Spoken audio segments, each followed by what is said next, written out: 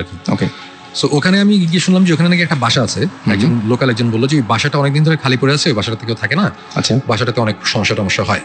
তখন আমি Okay. জিজ্ঞেস করলাম যে তাহলে মালিক কোথায় থাকে, তখন বললো যে মালিক অ্যাকচুয়ালি কানাডায় কোন একটা ইউনিভার্সিটির প্রফেসর, Okay. উনি কানাডার সিটিজেন হয়ে গেছে, উনি ওখানেই থাকে, বাট উনি এই বাসাটা অ্যাকচুয়ালি কিনেছে আরেকজনের কাছ থেকে, এবং এই বাসায় কেউই থাকে না, একটা কেয়ারটেকার জাস্ট বাইরে একটা বিল্ডিং এ থাকে। ওকে। সো তখন আমি বললাম যে আচ্ছা ইন্টারেস্টিং, তাহলে কি ওখানে ঢোকা যাবে কিনা। তখন আমরা যেটা করলাম যে পারমিশন নিতে গিয়ে মালিক নাই, সো কেয়ারটেকার বললাম যে দেখেন ভাই আমরা অ্যাকচুয়ালি রাত্রে একটু দেখতে চাই, শুনছি বাসাটা কি একটু অন্যরকম। কেয়ারটেকার বললো যে ঠিক আছে অসুবিধা নেই, আপনারা আসতে পারেন। আচ্ছা। তো রাতে আমি গেলাম, তখন তো অ্যাকচুয়ালি আমার ওইরকম টিভি শো ওই প্ল্যানগুলো তখন প্ল্যান করে আমি হয়নি। ওখানে যাইনি। Right. সো বাট ফরচুনেটলি আমার কাছে একটা হ্যান্ডিক্যাম ছিল, ছোট একটা আচ্ছা। ক্যাম্পকর্ডার ছিল। তো ছোট একটা ক্যাম্পকর্ডার, আর যে শুটিং এর জন্য ওই যে ওয়াকিটকি ছিল, রেড ডটের Right. শুটিং ছিল। তো আমি শুভ্র ভাইয়ের কাছ থেকে আমি বললাম যে আপনার ওয়াকিটকি গুলো দেন, আমাদের লাগবে। আমরা 3 জন গেলাম তখন। ওকে। তো ওখানে ঢুকলাম, ইন্টারেস্টিং ব্যাপার হচ্ছে আমরা ঢুকেছি রাত 12:15টার দিকে। 12:15টার দিকে ঢোকার পরে 15 মিনিটস তো যায়নি, আমরা 3 জনের মধ্যে একজন বলে যে শোন ভাই আমার অ্যাকচুয়ালি শরীরটা ভালো লাগছে না, আমি চলে যাই। আচ্ছা। তখন আমি বললাম ওকে ফাইন, বাসার বাইরে গাড়ি রাখা আছে, তুমি জাস্ট হোটেলে নেমে আবার গাড়ি পাঠিয়ে দাও, আমরা আছি এখানে। তো বললো যে আচ্ছা ঠিক আছে। সে চলে গেল। আমি আর আমার সাথে আরেকটা ছেলে ছিল, ইমরান নাম। ওকে।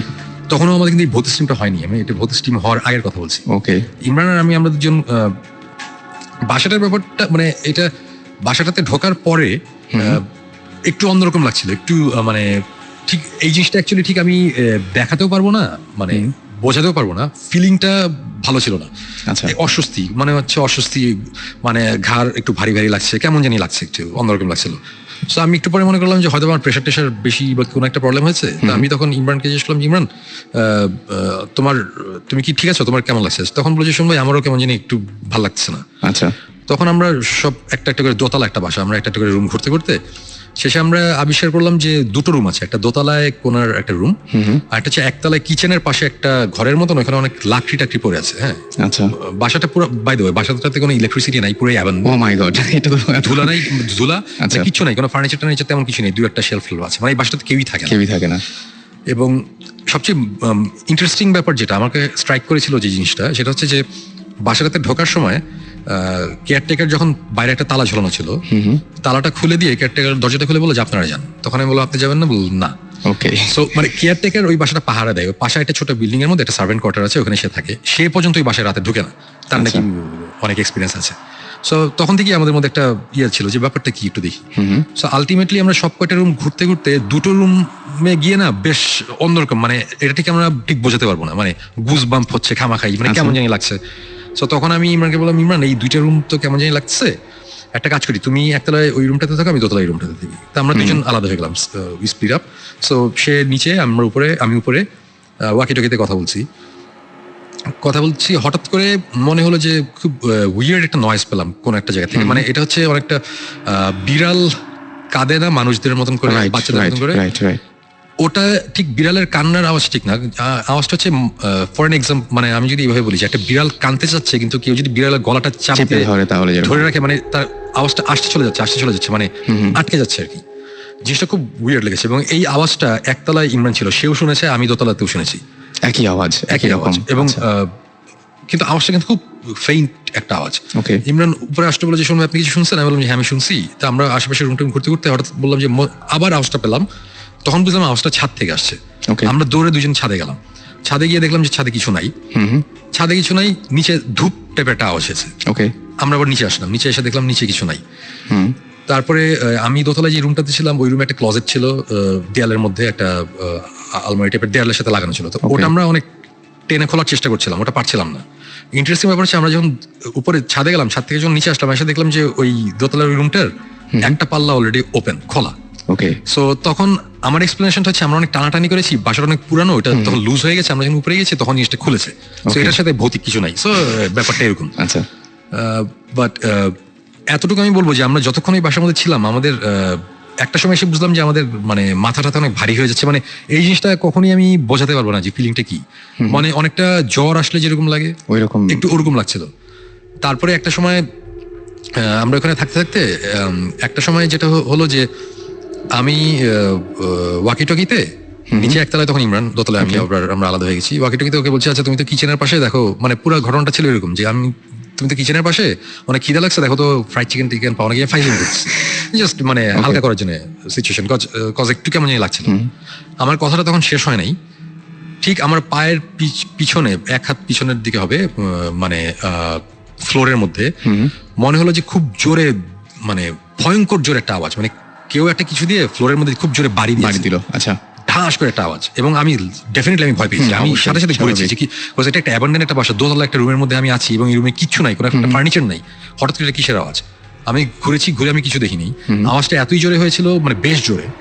ইমরানও দৌড়ে উপরে চলে এসেছিল, যে মানে সেও ভয় পেয়েছে যে উপরে কি হচ্ছে, এবং তখন আমরা বেশ ভয় পেলাম। তখন তারপর থেকে ওই আওয়াজটার পরে নেক্সট 30 মিনিটসের মতন যাবতীয় জিনিসপত্র আমরা এক্সপিরিয়েন্স করেছি, যাবতীয় জিনিসপত্র। মানে আমি ঠিক এটা, আমি কিন্তু বলছি না যে আমরা ভূত দেখেছি, আমি বলবো না যে সাদা শাড়ি পরে একজন এসে সামনে দেখা গেছে, এরকম কিছু না, নাথিং লাইক দ্যাট।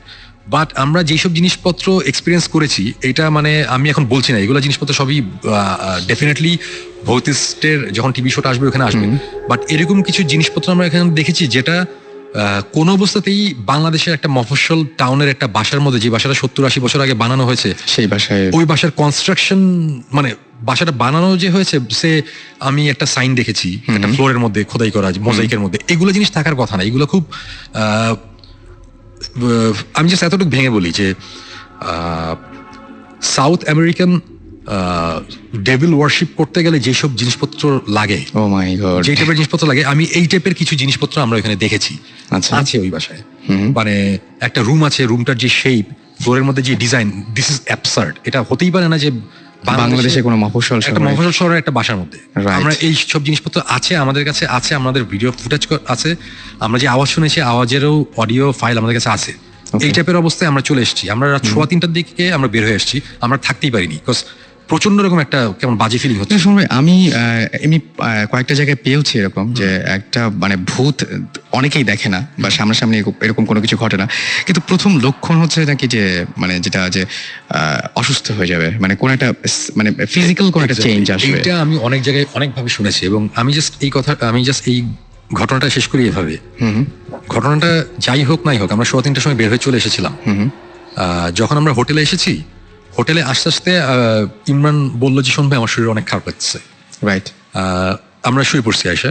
আমাদের যে ভিডিও ফুটেজটা ছিল, ওই ভিডিওর ফুটেজটা তখন ওই যে শুভ্র ভাই ওখানে ছিল, গাজী শুভ্র, রেড ডটের, ওনারা যে অ্যাডের কাজের জন্য, শুভ্র ভাইকে আমি দিয়ে বললাম, শুভ্র ভাই এই যে এই ক্যামেরার এই ফুটেজ, আমার কাছে একটা ফুটেজ আছে, এই টেপটা আছে, টেপটা আপনি রেখে দেন, রেড ডটে পুরো লক আন্ডার লক এন্ড কি রাখেন, এটা খোলার দরকার নেই।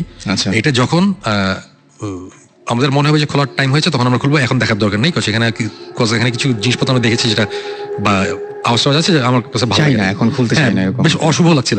হ্যাঁ, শুরু ওটা ওইভাবেই রেখে দিয়েছিল। এবং আসার সকালবেলা মানে ঘুমাতে গেলাম রাত তখন কত সকালের দিকে ঘুমাতে গেছি, আমি দুপুর 12টার দিকে বোধহয় ঘুম থেকে উঠলাম। ওঠার পর ইমরানের, আমি বুঝলাম যে আমার অনেক জ্বর, আমার 102-এর মতন জ্বর ছিল, আর ইমরানের তখন অনেক জ্বর এবং সে বমি করছে কন্টিনিউয়াসলি। সো আমার কথা হচ্ছে যে হয়তো বা ওই বাসাটা অনেকদিন ধরে আটকানো, কোনো রকম গ্যাস বা কোনো জার্ম কিছু ছিল, এই জন্য হতে পারে, মানে আমরা বলছি না, কিন্তু আমি কিন্তু পার্সোনালি কোইন্সিডেন্সে বিশ্বাস করি না। এবং এই যে এই ঘটনাটা ঘটলো, এইটা অ্যাকচুয়ালি আমার জন্য অনেক বড় ব্যাপার ছিল, এই কারণে আমরা যে জিনিসটা ফিল করেছি ফিজিক্যালি, আমি ভালো ছিলাম না, তো যেই কারণে এটা আমার মনে অনেক ভয়ঙ্করভাবে দাগ কেটেছিল। এবং গেস হোয়াট, আমরা ভৌতিক টিমটা আবার যখন ফর্ম করার পর প্রায় 1-1.5 বছর পরের কথা, ওই ফুটেজ আমরা নিয়ে বের করলাম আবার, আচ্ছা, দেখার জন্য। তা আমরা তো আমি তো এর আগে ফুটেজটা ওই যে জাস্ট ছোট ওই যে মোবাইলের মধ্যে ছোট ফাইল করে মোবাইলের মধ্যে দেখতাম, সো রেজলিউশনও ভালো ছিল না।